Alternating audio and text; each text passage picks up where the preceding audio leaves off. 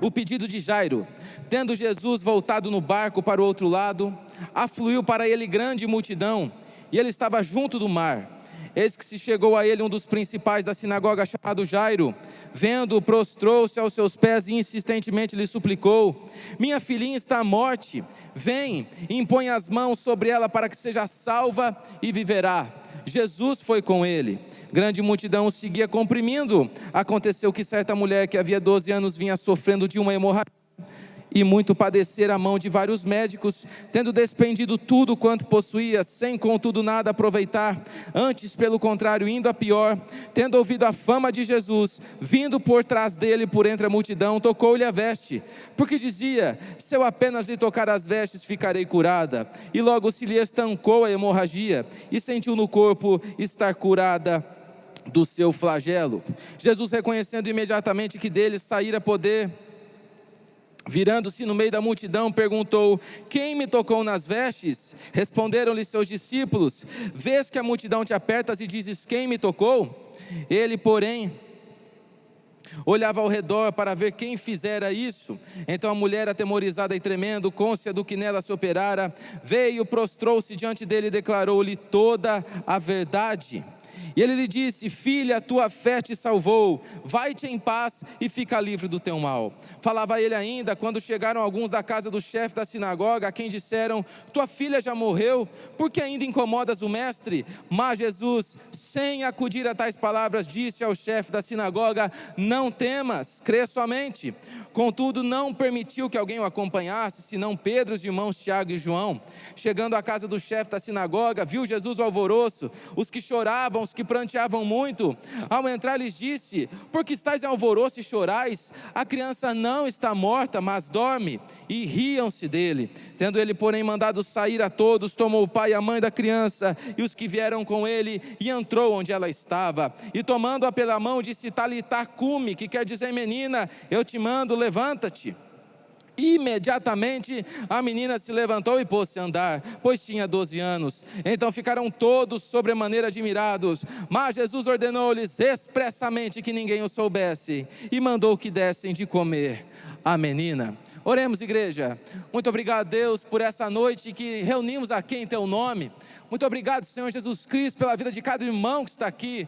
Muito obrigado porque o Senhor nos deu saúde para vir aqui na tua presença te encontrar, ó Deus, neste templo, neste local de adoração. Muito obrigado, Senhor Jesus Cristo, por cada família, por cada irmão, pela oportunidade que temos de ler a tua palavra abertamente no nosso país. Muito obrigado, Senhor Jesus Cristo, pela IPI de Dourados, por todos os pastores, todos os presbíteros, diáconos, todos os oficiais da igreja, todo mundo que trabalha aqui, todo mundo que serve aqui. Muito obrigado porque o Senhor tem sustentado a tua obra aqui neste lugar. Ó Deus, nós te pedimos, ó Pai, após te adorarmos de todo o nosso coração, que o Senhor agora volte, Senhor Deus, volte-se ao nosso encontro, ó Deus, venha ao nosso encontro, que o Senhor nos alcance, que o Senhor, ó Deus, encontre-nos da maneira como nós nos achegamos aqui nessa noite, e transforme a nossa vida, e transforme a nossa história, por meio do poder que há na tua palavra. Te pedimos, Espírito Santo do Senhor, fala conosco, abre o nosso entendimento, ilumine o nosso coração, faz-nos ver, sentir e viver o teu poder em nossas vidas, ó Deus. É o que nós pedimos, orando com perdão dos nossos pecados, no nome do Senhor Jesus Cristo. Amém. Pode se assentar, querido, e ficar à vontade. Jesus volta rejeitado da terra dos Gerazenos.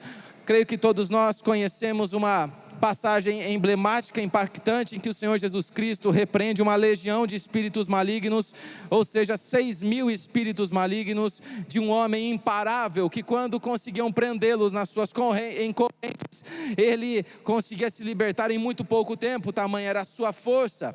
Jesus, após passar uma grande tempestade no mar da Galileia, chega até Gerasa, e em Gerasa realiza esse grande feito de libertar este homem, que ninguém conseguia detê-lo, com apenas uma palavra, repreendendo-lhes os demônios.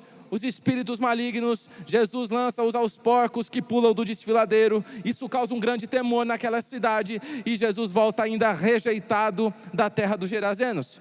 Provavelmente aqui no versículo 21, nessa circunstância, nesse contexto, o Senhor Jesus Cristo está então em Cafarnaum. O versículo 21 nos dá um parâmetro, um panorama geral do ministério do Senhor Jesus Cristo e que ocorria nas mais diversas vezes em que ele chegava então na praia, ali de algumas cidades do lago de Genezaré. Uma grande multidão se reunia. A fama do Senhor Jesus já era conhecida por muitas pessoas. Muitos achavam que ele era talvez um curandeiro, alguém especial, algum profeta do seu povo. Mas tinha gente que era sincera e se achegava ao Senhor Jesus Cristo porque verdadeiramente cria que ele era o Filho de Deus. Tendo Jesus voltado no barco para o outro lado, afluiu para ele grande multidão, é o que diz o versículo 21, e ele estava junto do mar. Situação corriqueira no ministério do Senhor Jesus Cristo, que desenvolveu por um bom tempo, investiu um bom tempo do seu trabalho ali nas cidades ao entorno do lago de Genezaré, do mar da Galileia, do mar de Tiberíades. Gente simples como nós, gente de todos os tipos, assim como estamos aqui, gente dos mais diferentes perfis se achegavam ao Senhor Jesus Cristo. Mas o versículo 22 nos traz uma pessoa muito diferente das quais estavam sempre reunidas ao lado do Senhor Jesus Cristo. Acompanhe comigo, a palavra de Deus nos diz que eis que se chegou a ele um dos principais da sinagoga, chamado Jairo, e vendo-o, prostrou-se aos seus pés. Jairo, meus queridos irmãos, ele é uma pessoa muito diferente da multidão que seguia o Senhor Jesus Cristo. Jairo não tinha as qualidades, os adjetivos, os predicados das pessoas que seguiam o Senhor Jesus. Jairo era um fariseu, Jairo era o chefe da sinagoga, Jairo era o líder espiritual, talvez mais importante daquela região. Todos nós aqui sabemos o que os fariseus faziam quando encontravam o Senhor Jesus, como perseguiam o Senhor Jesus, e como a sua perseguição culminou na morte do Senhor Jesus na cruz do Calvário. Mas esse fariseu aqui não está perseguindo Jesus, não está tentando contra a vida de Jesus. Esse fariseu está tendo uma atitude muito diferente dos outros fariseus relatados na palavra. Jairo está aqui agora, desta vez, prostrado aos pés do Senhor Jesus. Jairo, talvez o mais improvável do seu tempo, a pessoa que talvez, se alguém ali pudesse, fazendo uma pesquisa e perguntasse o seguinte: você acreditaria que Jairo, o chefe da sinagoga, um dia estará prostrado aos pés de Jesus Cristo? Eu tenho certeza que quase 100% falaria: não, eu não acredito nisso. Ele é muito distante, ele pertence a uma classe que persegue o Senhor Jesus. Pois bem, a palavra de Deus diz que todo joelho se dobrará, toda língua confessará que Jesus Cristo é o Senhor. E está aqui, meus irmãos, o mais improvável daquele lugar, prostrado aos pés do Senhor Jesus. E você conhece algum improvável na sua vida? Tem um improvável na sua família? Tem um improvável que mora com você? Tem alguém que está tão distante do Senhor Jesus Cristo, nas suas atitudes, nos seus pensamentos, no seu modo de viver a vida, que talvez já passou pelo seu coração o seguinte pensamento: ele nunca vai conhecer o Senhor Jesus Cristo. Engano seu. Jesus também é o Senhor dos mais improváveis dessa terra. Jesus tem salvação para os homens impossíveis dessa terra. Jesus pode transformar a vida de qualquer pessoa dessa terra, por mais distante que ela esteja. Não há distância tão longe que um pecado leve um homem, que a graça do Senhor Jesus, que é muito mais abundante do que todos os pecados, não possa lá e resgatá-lo e alcançá-lo. O maior pecado do maior pecador dessa terra é perdoável para o Senhor Jesus Cristo. Não desista de orar pela sua família. Não desista de orar pelos improváveis. Não desista de evangelizar, de pregar a palavra de Deus para as pessoas que hoje, no seu coração, são impossíveis ou improváveis para Deus. Quando vemos Jairo prostrado aos pés do Senhor Jesus Cristo, isso tem que dar um gás na nossa obra missionária. Porque se a Bíblia nos diz que o improvável está aos pés do Senhor Jesus Cristo, o mesmo acontece nos nossos dias. Deus continua salvando, purificando, justificando, santificando os mais improváveis dessa terra. A palavra de Deus tem poder para transformar qualquer pessoa. A palavra de Deus tem poder para mudar o destino de qualquer homem que seja, por mais improvável que ele seja. Qual é o pedido de Jairo? Acompanhe comigo, versículo 23. Insistentemente lhe suplicou: minha filhinha está à morte. Vem, impõe as mãos sobre ela para que seja salva e viverá. Deus coloca uma aprovação na família de Jairo por meio da vida da sua filha. Deus sabe como abrir a porta do nosso coração. Só Jesus tem a chave do nosso coração. Só Jesus pode abrir o nosso coração. E muitas vezes, meus queridos irmãos, Deus usa as circunstâncias dolorosas da vida para nos alcançar. É o que está acontecendo com Jairo. Jairo só se achega ao Senhor Jesus Cristo porque Jesus era o único que agora, nesse momento de morte iminente da sua filha, poderia transformar todo o seu luto, toda a sua dor, melhor dizendo, em tranquilidade, em bênção. Nós estamos aqui diante de um fariseu que nos ensina a orar, colocando Jesus e a sua pessoa como prioridade das nossas súplicas, do nosso coração, do nosso modo de viver. Porque Jairo, ele não está dizendo: Jesus, a minha filha está assim, dê uma palavra a ela, cure-a. O primeiro pedido de Jairo é: Jesus, vem. Jesus, eu preciso do Senhor na minha casa. Jesus, muito mais do que tudo que o Senhor pode fazer, eu quero o Senhor dentro da minha casa.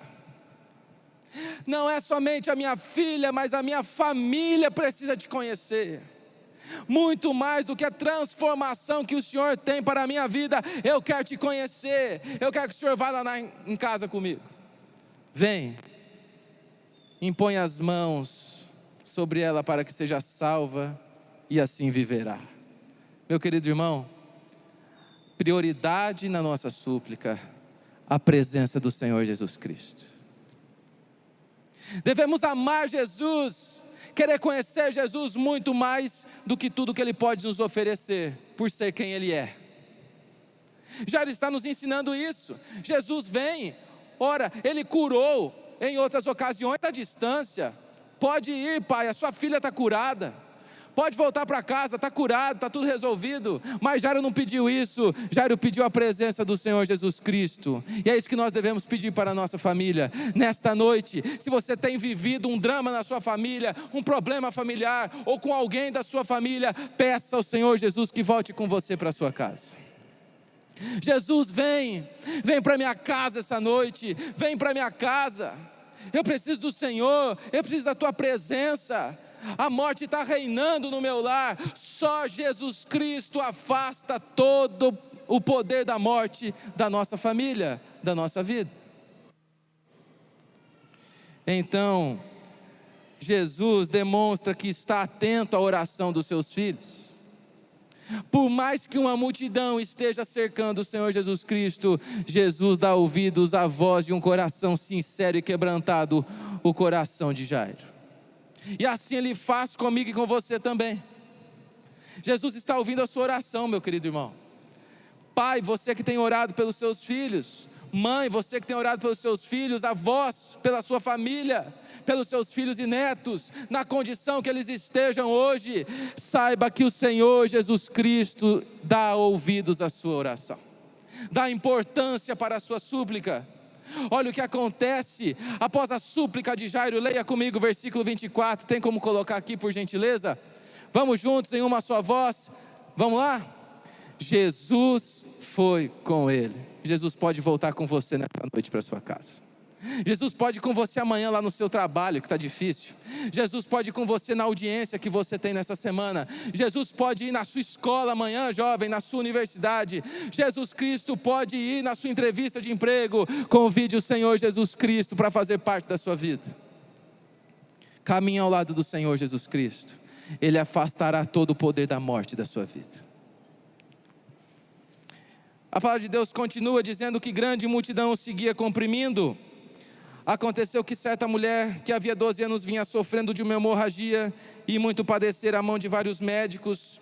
Queridos irmãos, ela gastou tudo que ela possuía, sem contudo nada aproveitar, antes pelo contrário, indo a pior. Está vendo o que está acontecendo aqui? Jesus para a sua caminhada como uma das pessoas mais importantes daquele local, para atender a pessoa mais rejeitada daquele local. Essa mulher era considerada cerimonialmente impura por conta da sua hemorragia. Isso quer dizer que ela não poderia viver próximo da sua família, daquela sociedade. Ela estava subjugada à sua doença e às consequências da sua hemorragia. Ela gastou tudo o que ela possuía, todos os seus recursos materiais, assim como Jairo tentou de todas as formas, sendo o que ele era, pela sua influência, pelo seu poder naquele local, pela sua religiosidade. Essa mulher gastou tudo o que ela tinha em 12 anos, afligida pela sua doença. Apesar de termos pessoas tão diferentes socialmente, nós temos aqui algumas semelhanças entre Jairo e a mulher enferma. Em primeiro lugar, eles confiaram primeiro no poder da influência ou dos seus bens materiais para resolver os seus problemas. Meu querido irmão, tem coisas que não adianta, só Jesus pode fazer na nossa vida.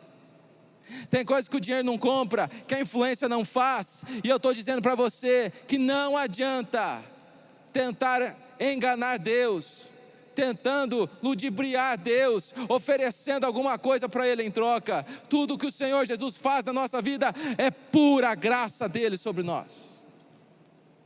Todos os milagres que podemos receber e desfrutar na nossa história é pura graça do Senhor Jesus. Quando Jesus para a sua caminhada com o homem mais importante para atender a mulher mais rejeitada, Ele está dizendo o seguinte para Jairo: Jairo, e para todos nós: eu não caminho com você pelo que você pode me oferecer, eu caminho com você pela minha graça. Jesus está conosco, não pelo que nós somos ou temos, meus irmãos. Jesus está conosco porque Ele é gracioso, misericordioso e bondoso em todo o tempo conosco. Jesus caminha conosco e transforma a nossa vida pela sua graça. Jesus não vê vantagem na gente. Nada do que temos, fazemos, somos, possuímos pode convencer Jesus de fazer alguma coisa por nós. Tudo sempre será pela graça. Essa mulher que neste momento chega até o Senhor Jesus Cristo, vindo por trás dele, por entre a multidão, porque não poderia ser reconhecida, sendo ela cerimonialmente impura. Caso fosse reconhecida, sofreria graves punições. Jesus faz dela um símbolo de toda a humanidade. Ela que não queria ser conhecida, Jesus faz dela conhecida. Está aqui registrado na palavra para todo o povo de Deus conhecê-la. Porque ela é um símbolo de toda a humanidade. Assim como ela tem uma enfermidade física, nós temos uma enfermidade, uma hemorragia espiritual. Hemorragia espiritual que vai matando o homem aos poucos, mas o seu fim é a morte eterna.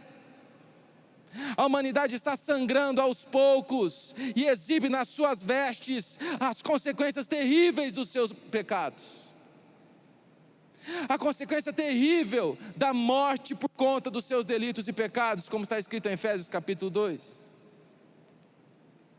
Meu querido irmão, Jesus se demonstra ser tudo aquilo que precisamos para vencer o pecado de uma vez por todas. Não brinque com o pecado. Somente Jesus pode resolver isso. Somente Jesus é em quem devemos tocar nas suas vestes, nos achegarmos com fé, com o coração quebrantado, com o coração contrito, prostrados diante dele, porque Jesus é o único que pode transformar a nossa história, mudar o nosso destino, mudar a condição que estamos agora, transformar a nossa vida de uma vez por todas. Não confie na sua influência, não confie no seu dinheiro, não confie nos seus bens, confie no poder do Senhor Jesus Cristo. Só Jesus liberta o homem do pecado, só Jesus cura as hemorragias espirituais e físicas que nós temos. E Jesus vem advertir então aquelas pessoas, porque a multidão continuava seguindo ele. Versículo 30, acompanhe comigo. Jesus, reconhecendo imediatamente que dele saíra poder, virando-se no meio da multidão, perguntou: quem me tocou nas vestes? Responderam-lhe seus discípulos: vês que a multidão te apertas e dizes: quem me tocou? Nós daríamos essa resposta para Jesus: Jesus, como assim? Tem uma multidão resvalando em você. Como assim, quem me tocou? Está todo mundo te tocando. A pergunta que fica aqui é: quem dessa multidão não precisava de Jesus? Quem dessa multidão não precisava ser alcançado por Jesus? Quem ali não precisava do poder de Jesus, de transformação de Jesus? Todo mundo. Todos pecaram e carecem da glória de Deus. Todos, absolutamente todos. Então Jesus vem nos alertar, meus irmãos, para os curiosos da fé. É gente que passa tão perto do Senhor Jesus Cristo, que só resvala. Passa tão perto, mas não aproveita a oportunidade. Que ouve a palavra, mas não tem a vida mudada, não toma uma decisão no seu coração. Meu querido irmão, deixa eu te dizer para você uma coisa: após essa vida, as realidades serão eternas. Não dá para voltar atrás. Da maneira como você morrer, você ficará eternamente. Que hoje o Espírito Santo te convença do seu pecado. Que hoje você converta o seu coração ao Senhor Jesus Cristo e receba a salvação pela graça por meio da sua fé.